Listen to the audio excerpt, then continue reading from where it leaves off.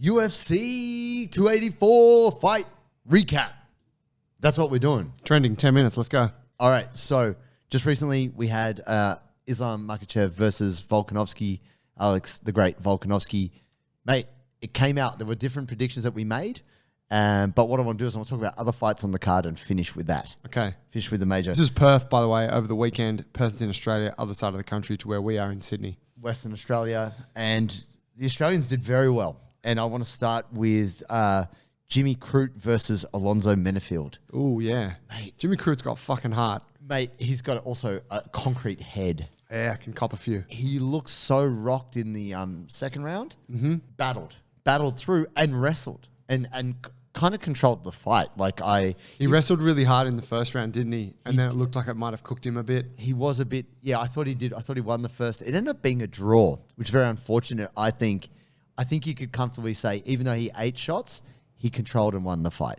What did I see? He posted about it where he said it was control versus damage. He took a lot of damage. He did. He was out on his feet a couple times there, and the fucking guy just refused to quit. He won't quit. He managed to come back. And that's the incredible thing about him. I thought it was a bit unfair. I felt like he did enough to win, but that's how it goes. And then we go to our guy, Jack Della Maddalena. Man.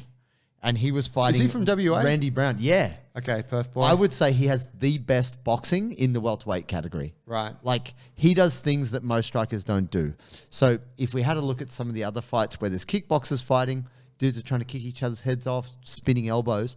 But what is so impressive was, the thing that I see as being a boxing trait is he will double up. So he ended up catching Randy with a right hook and he doubled up. He was fast enough. He hit him once and then hit him a second time before he actually went down. And he ultimately finished him with a rear naked choke. Yeah, that was when they came out. I mean, Randy's a tall guy. Oh, and he came out and he did the big John Jones kind of Adesanya arms. I'm going to put my big arms in your face and you're going to... Can't get in here. Yeah, and, I've not watched Della Maddalena fight before. I've heard a bit of hype about him. Watching him this is going to be a tough one. And then he just got inside and fucking knocked this dude out. Oh. Yeah, jumped on his back. It was a beautiful finish. Yeah, he won his last fight via body shot. Right on. Not a kick to the liver. You don't see that a lot in UFC, just went low and body just shots. Bang, left hand, game over. Amazing. So I think definitely going to see a lot more out of him. I think he's probably one of Australia's hottest prospects right now. Yeah. His striking is incredible. And for him to finish with a submission, awesome. Speaking of which, that was a very similar ending to Josh Kulabau. Yes. Who fought on the prelims. Shout out to Josh Kulabau. Yeah, local boy. He's been on. He's been here in the gym on the JB podcast with us before. Also ate an absolute horse of a back kick to the nuts. It was a big kick to the balls. Oh, dude, I didn't know if he was going to come back. Yeah, you could see he was hurt. He needed the time, huh? Oh, and then the dude he was like Josh. Josh is a pretty thin guy. Slim. Yeah, real slim. The guy he was fighting was thick. Yeah. Powerful and throwing these heavy kicks. And I'll admit, I was like, damn, you're just looking at the power and you're like, fuck, this guy looks like he's going to be a tough dude to sort out. Out of nowhere, Josh just clips him with a right hook. Guy drops. Same thing as Della Maddalena, jumps straight onto the rear naked. Yep. And it was like a flawless back take choke. Maybe he had one or both hooks, I don't know, but it was like the way he just attached himself to the back, sunk the choke in, was slick. It was perfect, yeah. No, Josh is a legend. Big shouts to him. Trains over at Bondi Junction, which is really close to here. Igor MMA. Very cool to see. Yeah, what a great dude. Now, another great fight was Yair Rodriguez versus Josh Emmet. And so that was like the... El Pantera. That's for the interim featherweight title. Yeah. And he's a wild dude. Yeah. Rodriguez is wild. He's just doing spinning, flying elbows and spinning heel kicks. I think he even tried to do a standing... He was in a guy's guard, not this fight, a previous fight, like a roll to Birimbolo or something. Yeah, probably. He's so wild, but he's also so composed. And, he's kind of like a Street Fighter character. Yeah. With the shit he does. He does so much dynamic action.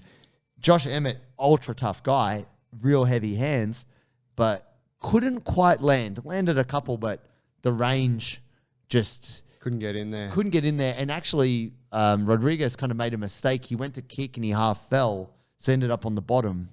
And then Emmett's kind of on top of him, and it was almost an armbar. And then he turned it into a triangle. It was Yair went in with a flying knee. Right. And he kneed him. Like Emmet ate it, but Emmet caught the leg and kind of just like put him down with it. Right. And then so I felt like because then he's in his guard, and Yair's got these long legs, very long, and he's reaching over, he's trying to ground and pound, and you're like, oh man, you really look like it's a real dangerous position. He almost got armbarred. But I kind of felt like someone said to me like, man, that triangle just looked like kind of too easy almost. But I don't know, the fact that he just got kneed in the face really hard leading into that, hard to know how he was feeling in that moment down there. Of course. But I have no idea about his grappling, Rodriguez kind of grappling. And man, the long, slim legs are perfect for triangles. Yeah. And you got a dude who's barreling in with the punches. So it was actually pretty easy for him. It was, easy. surprisingly, it did seem like a bit of a mistake on Josh's part there. Yeah. To just kind of go into the guard with the lack of posture. And and you're thinking that if you want any help with your MMA, Josh, just hit me up. I know what's up. Joel will let you know. Yeah. But then we go to the main event of the evening. My goodness. Alex Volkanovski came in. Now, before this fight, we had some predictions. I had said that Islam would be too good for Alex and he would submit him. And I did think that going in. Not in a happy way, just that's what I thought would happen. Joe, on the other hand, thought that... I thought it would go the distance and that Volk would take it. I thought he would outpoint Makhachev. Yeah. But what was interesting is that, it was closer, maybe his performance to what I said, but the way he won was not what I expected. No. Like in the beginning, Makhachev they're on the feet. The first round. And they're throwing, little bits happening. And then he gets a good couple of shots on Makhachev and you see Makhachev just go, ooh, fuck you, cunt, I'm taking you down. Yeah. And he just blasts on him, gets him against the cage, takes him down. Yep. I think he took his back, right? Like Conor Khabib style up against the cage. But he couldn't. No, he couldn't get to a good position to attack. But he just did exactly what Khabib would do. And it was like, oh, fuck, he just took Volk down. Like he just decided and Volk went down. He did it. And then we're coming down to the second round. Basically, as the fight went on, Volk just got, even though he didn't win, he got better and better. More confident. To the point where he's counter-wrestling Makhachev in the final round. Yeah. And he's getting him up against the cage and putting it on him and fighting for, pummeling. Yeah. And I was like, man, I didn't expect him to counter-wrestle. No. I expect him to be defensive, but the counter-wrestling was sick. It was great. And I think you got to give a shout-out here to Craig Jones because there were moments where Volk half got taken down and he kind of half put in a butterfly hook and he kind of kicked him over and kind of spun over on top. You're like, oh, hang on a second. Yeah. That's not wrestling. That's like some jiu-jitsu transition stuff. Yeah. And if you watch any of the build-up, Craig was in there prepping him for it. And there was a great meme, which is Makhachev hugging Craig at the end. Like they, shake hands and it says, brother, I come to beat him.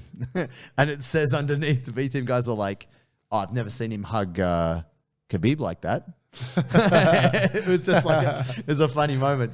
But man, Volk eating the shots and being like, yeah, hit me, go on. Like classic, like he's such a goer. He's such a goer. You're like, man, I wouldn't want to fight this guy at the pub. Like he just... And even when he had his back and he's just like... Yeah. He's like, you're not choking, you call this wrestling? What is this? He's just punching him. You're like... Do something, mate. Yeah, it's so funny. I was down the South Coast. I was at Barham, some pub. Bowling club. There's a big group of young guys sitting behind me. And in that moment when Makhachev's got Volk's back and Volk's just throwing him and he's smiling and he's talking... Everyone in the club's losing it, and these guys are like, "Oh yeah!" They're like, "Fucking come down to Wollongong, cunt, meet the boys." Oh my goodness, that was great. And I gotta say, Balambi Bolo, shout out to the boys. It's one of those things that definitely Volk grew in confidence, but there was an exchange, and he says this post-fight as well. They sat him down in the corner and go, how's he feel? Does he feel strong? And Volk's like, no, he doesn't feel that strong. This is a testament to how fucking strong Alex Volkanovski is. Islam is strong, but Volk is a tank. And you could see him wrestling him up off certain positions. You're like, dude, he's struggling to hold him down. Yeah. And you could see that Islam was shook. Yeah, his arm was rattled. Yeah, he didn't look that by the fourth, even though he was on his back for most of the fourth round. I mean, Volk actually took him down in that last round. In the fifth round, he took him down, and he was actually fighting off his back. And Islam was like just holding on. He was using the guard. He's just like, fucking stay back. I'm not trying to advance. No. Yeah. And so everyone's like, oh, what would you do for another round and all of this kind of business. I had thought that by the end of it, Volk had won 3 rounds. I felt that, even though obviously he had his back taken 3 times. I don't think Islam did much to advance position or really do much. I mean, yes, he did land more significant strikes, but in terms of controlling the fight, nah, man.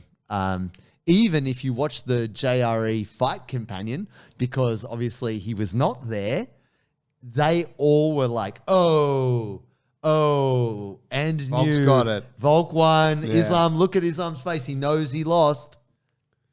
Stitched up. UFC stitched it up because obviously it doesn't suit their timeline to have Volk as the lightweight. Look, champ. I don't know. I don't share that belief. I think that I actually think Makhachev won 3.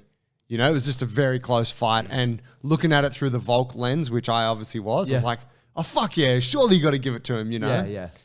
Run it back. Yes, that'd be awesome. Thanks, fam. Catch you next time. Peace.